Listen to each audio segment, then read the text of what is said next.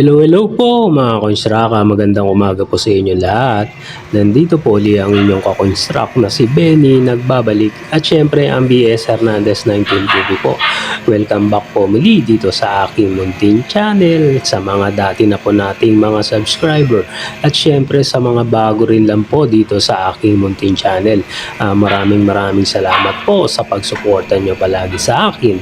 Mag-iingat na lang po tayo kung ano man nagagawin natin at kung saan man tayo pupunta. Ang content po pala natin ngayon about construction uli. Update ko lang po kayo dito sa project natin sa Tanawan, Batangas nga po.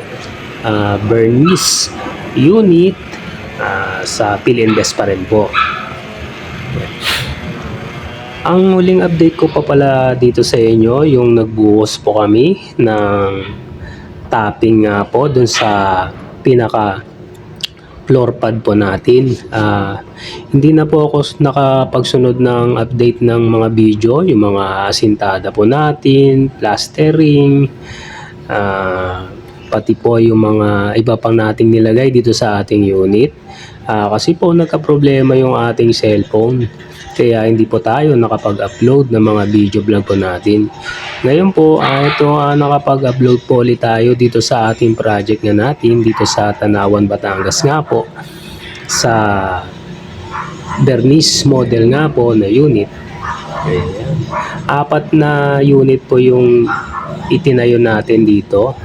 Ayan po, kung nakikita nyo, halos patapos na yung mga unit na ating ginawa nga po. Sa ngayon po, nagkakabit nga po ako ng fascia board ng ating unit.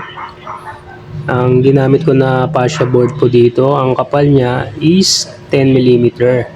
Kung nakita nyo po kanina, nag-cut nga ako ng tag 30 cm po na lapad ng ating pang fascia board.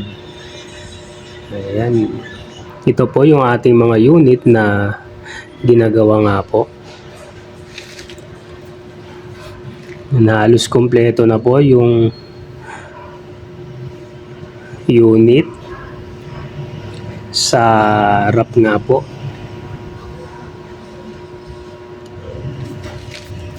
Ang kulang na lang po nga dito yung roofing, yan yung fascia board nga po, naikabit na rin. Saka yung iba pang mga kailangan na dapat tapusin nga. Ayan, gaya ng pintura, ayan, salamin sa bintana. Ayan. Ito nga po.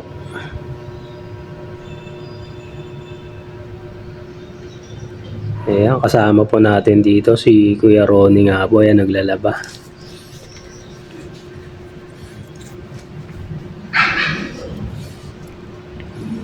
Ayan, mga kitchen counter natin na hindi pa rin nabubuhusan, pero tupalo po yan, bubuhusan na rin. Ayan, nandito rin po yung mga iba nating materials pang roofing, yung mga side glassing, capping. Ayan, kung nakita nyo nga po, meron ng mga trusses na para sa bubong nga po, nakabitan na rin. Ito naman yung ating rib type long span na ikakabit nga. Ayan, may mga C-purlins na po. Ito nga po, dito nagkakabit tayo ng ating fascia board.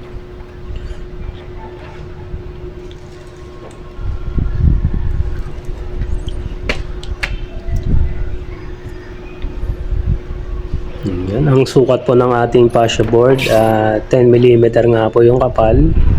Tapos yung lapad niya, 30 cm.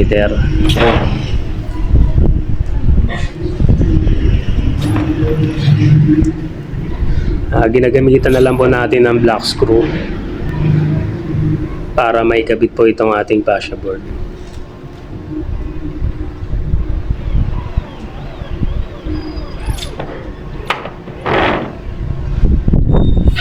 Ayan nga po. So paano mga ka-construct, update ko na lang po ulit kayo dito sa project natin sa Tanawan, Batangas nga po, Bernice model, Philinvest po.